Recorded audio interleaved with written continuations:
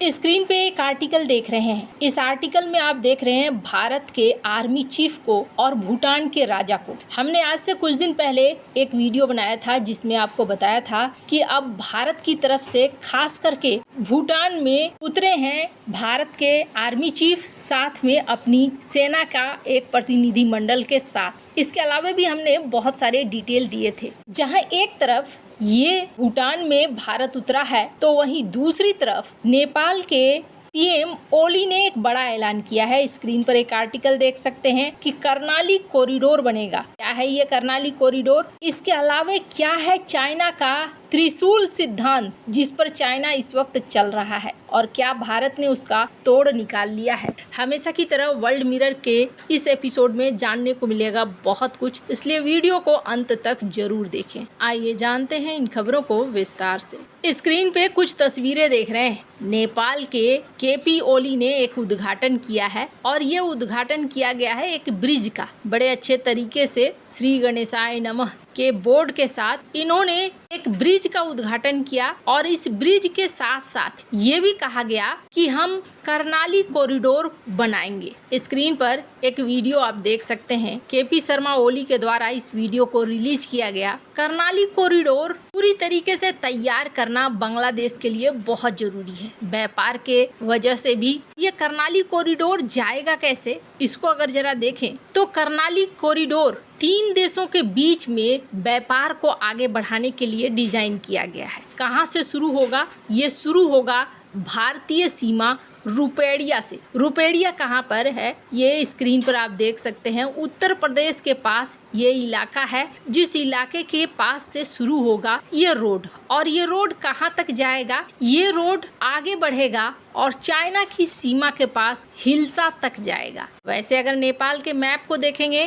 तो नेपाल का मैप है लैंड लॉक्ड, यानी कि चारों तरफ से जमीन से घिरा हुआ है। ऐसे में इसे एक रास्ता तो चाहिए अन्य देशों के साथ जुड़ने का। पर सवाल ये पैदा होता है कि भारत और नेपाल से जुड़ने के लिए तो कई कॉरिडोर सीधे सीधे पहले से हैं, लेकिन इसी कॉरिडोर के माध्यम से नेपाल चाइना तक भी जुड़ना चाहता है और ओली इसे बनाने के लिए बहुत आतुर है। कर्णाली कॉरिडोर एक 682 किलोमीटर लंबी सड़क परियोजना है। वैसे तो नेपाल के पश्चिमी इलाके को ये जोड़ती है, भारतीय सीमा तक भी लेकर आती है और चाइना की सीमा तक भी लेकर जाती है। मुख्य अगर उद्देश्य देखें तो हुमला और जुमला ये वो इलाके हैं जो नेपाल के काफ़ी सुदूर इलाके हैं, उनको ये जोड़ते हैं ताकि सब्जी सामान का परिवहन वगैरह आसान हो, रोजगार के अवसर भी बढ़े। लेकिन भारत के दृष्टिकोण से अगर देखें, जिस तरीके से चाइना अपनी उपस्थिति बढ़ा रहा है, कर्णाली कॉरिडोर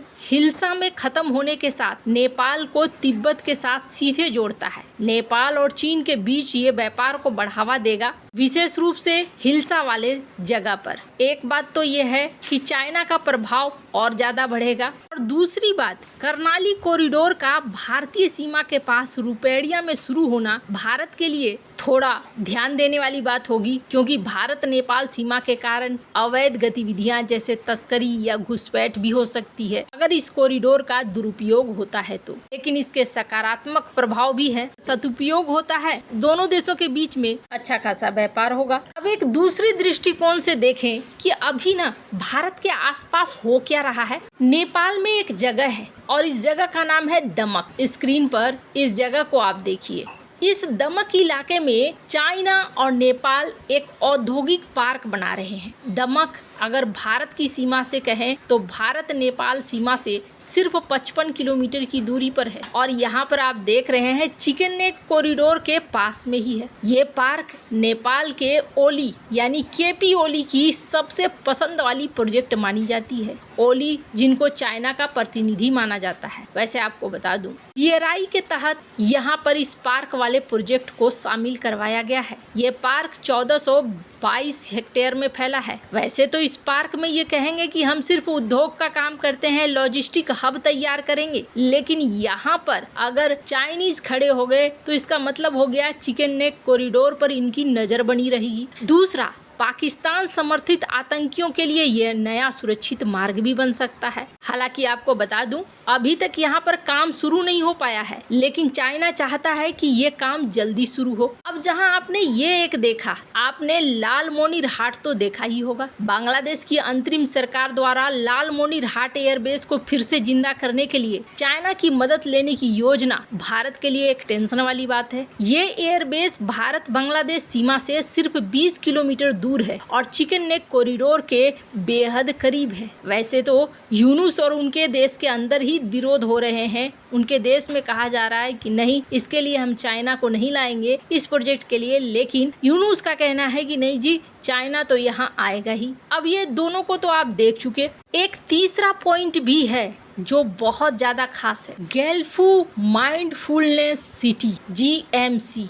ये एक ऐसा भविष्य का प्रोजेक्ट है जिसे भूटान के इस वक्त के राजा जिग्मा खेसर नामग्याल वांगचुक ने शुरू किया है। 1000 वर्ग किलोमीटर में फैला हुआ GMC असम के साथ भारत भूटान सीमा के ठीक बगल में बन रही है। इस परियोजना का जन्मदाता भारत और भूटान रहे हैं। भारत और भूटान काफी लंबे समय से प्लान करके उन्होंने इस प्रोजेक्ट को शुरू किया। ये प्रोजेक्ट कितना खास है, इसका अंदाजा आप इस लोकेशन से लगा सकते हैं। भूटान बहुत ही ज्यादा करीबी दोस्त है, इस वजह से इस प्रोजेक्ट को शुरू भी किया गया और रणनीतिक तौर पर महत्वपूर्ण भी है। लेकिन कहा जा रहा है कि अब भूटान के साथ कोशिश कर रहा है चाइना कि किसी भी तरीके से इस प्रोजेक्ट पर वो पैसे लगा दे। आप सोचिए, वो समझ चुका है भारत और भूटान के इस परियोजना में चाइना घुसना चाहता है। भूटान हालांकि इसने अभी तक हाँ नहीं कहा है और जो वर्तमान की सरकार है वो हाँ नहीं कहेगी, इसका अंदाजा पूरी तरीके से लगाया जा रहा है। लेकिन चाइना यहाँ कोशिश कर सकता है कि किसी तरीके का दबाव बनाया जाए। स्क्रीन पर एक आर्टिकल देख सकते हैं, भारत ने भी इसकी तैयारियां शुरू कर दी है। यूं ही नहीं पहुंचे हैं भारत के आर्मी चीफ भूटान पहुंचकर यहाँ पर आप इसके महत्व को समझ सकते हैं कि भूटान के राजा खुद मिलने आए। अब दोनों ही देश और मिलिट्री कोऑपरेशन के बढ़ाने के साथ साथ हमने आपको पहले भी बताया है कि भूटान और भारत खुद के भी कई ऐसे कॉरिडोर बना रहे हैं ताकि दोनों देश आपस में जुड़े रहें और ऐसे किसी समय में जब चाइना वगैरह से किसी तरह का टेंशन हो तो रास्ता निकाला जा सके। खैर, जहाँ तक बात है नेपाल की, तो नेपाल में कब कौन सरकार रहेगी अभी तो यही पता नहीं है, क्योंकि एक बार फिर से इनकी किसी एक पार्टी ने अपना समर्थन खींच लिया है। नेपाल के लोगों के लिए ये बिल्कुल भी ठीक नहीं है। बार बार सत्ता बदलने का मतलब ये हो जाता है कि आपके देश के डेवलपमेंट रुक जाते हैं। लेकिन नेपाल में सत्ता को लेकर इतनी खींचतान है कि अभी तक स्थिर सरकार नेपाल को मिली ही नहीं है। वैसे आपको क्या लगता है, इन सब मामले में आपकी क्या राय है, कमेंट कर जरूर बताएं। जल्द मिलते हैं अगले वीडियो में नई खबर के साथ।